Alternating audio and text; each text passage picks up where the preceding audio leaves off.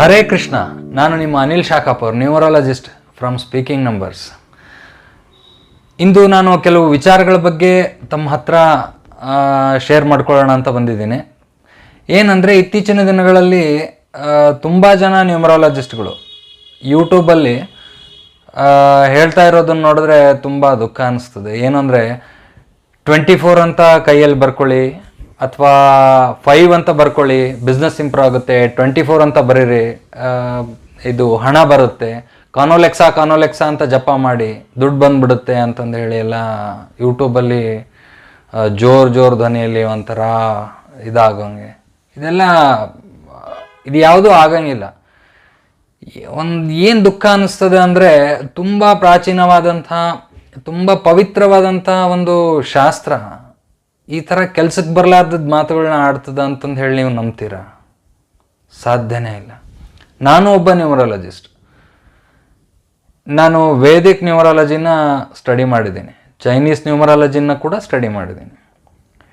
ಈ ಚೈನೀಸ್ ನ್ಯೂಮರಾಲಜಿಯಲ್ಲಿ ಏನು ಪ್ರಾಬ್ಲಮ್ ಅಂದರೆ, ಬರ್ತ್ ಡೇಟಲ್ಲಿ ಏನು ಕಾಂಬಿನೇಷನ್ಸ್ ಬಂದಿರ್ತಾವೋ ಅದನ್ನಷ್ಟನ್ನು ಅವರು ಕರೆಕ್ಟಾಗಿ ಹೇಳ್ತಾರೆ. ಆದರೆ ಅಲ್ಲಿ ದಶಾ ಕ್ಯಾಲ್ಕುಲೇಷನ್ ಇಲ್ಲ. ಸೊ ಅವರಿಗೆ ದಶಾ ಸಿಸ್ಟಮ್ ಗೊತ್ತಿಲ್ಲ. ಒಬ್ಬ ವ್ಯಕ್ತಿಯ ಆಗುಹೋಗುಗಳು, ಅವನ ಕರಿಯರ್ ಇಂಪ್ರೂವ್ಮೆಂಟು, ಬಿಸ್ನೆಸ್ ಡೆವಲಪ್ಮೆಂಟು, ಅವನಿಗೆ ಆರ್ಥಿಕ ಪರಿಸ್ಥಿತಿ ಹೇಗೆ ಇಂಪ್ರೂವ್ ಆಗುತ್ತೆ, ಯಾವಾಗ ಇಂಪ್ರೂವ್ ಆಗುತ್ತೆ, ಅವನು ಲಿಟಿಗೇಷನ್ನಲ್ಲಿ ಏನಾದರೂ ಪ್ರಾಬ್ಲಮ್ ಅನುಭವಿಸ್ತಾ ಇದ್ದಾನ, ಅಥವಾ ಹೆಲ್ತ್ ಏನಾದರೂ ಕೈ ಕೊಡ್ತಾ ಇದ್ದೇನಾ, ಹೆಲ್ತ್ ಪ್ರಾಬ್ಲಮ್ ಬರೋ ಚಾನ್ಸಸ್ ಇದೆನಾ, ಅಥವಾ ಈ ಥರದ್ದೆಲ್ಲ ಸಂಗತಿಗಳನ್ನ ಡಿಸೈಡ್ ಮಾಡೋದು ಒಬ್ಬ ವ್ಯಕ್ತಿಯ ದಶಾ ಸಿಸ್ಟಮ್. ಆ ದಶಾ ಕ್ಯಾಲ್ಕುಲೇಷನ್ನಲ್ಲಿ ಮಾತ್ರ ಗೊತ್ತಾಗದೇ ಹೊರತು, ಈ ನೀವು ಮೈ ತುಂಬ 24 ಅಂತ ಬರ್ಕೊಳ್ಳಿ, ಅವನಿಗೆ ಆ ಯೋಗ ಇಲ್ಲ ಅಂತಂದರೆ ಅವನಿಗೆ ಆ ಹಣ ಬರಲ್ಲ.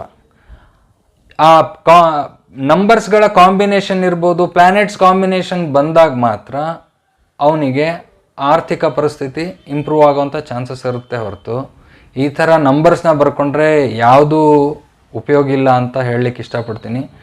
ದಯವಿಟ್ಟು ಯಾರಾದರೂ ನ್ಯೂಮರಾಲಜಿನ ಕಲಿಬೇಕು ಅಂತ ಆಸಕ್ತಿ ಪಡ್ತಾ ಇದ್ದರೆ, ದಯಮಾಡಿ ನಮ್ಮ ಭಾರತೀಯ ಶಾಸ್ತ್ರವಾದಂಥ ಭಾರತೀಯ ಸಂಖ್ಯಾಶಾಸ್ತ್ರನ ಕಲೀರಿ. ಅಲ್ಲಿ ತುಂಬ ಕ್ಯಾಲ್ಕುಲೇಷನ್ನ ತುಂಬ ಕರೆಕ್ಟಾಗಿ ಡಿಸೈನ್ ಮಾಡಿದ್ದಾರೆ. ಎಲ್ಲದಕ್ಕೂ ಉತ್ತರ ಸಿಗುತ್ತೆ ಅಲ್ಲಿ. ಧನ್ಯವಾದಗಳು.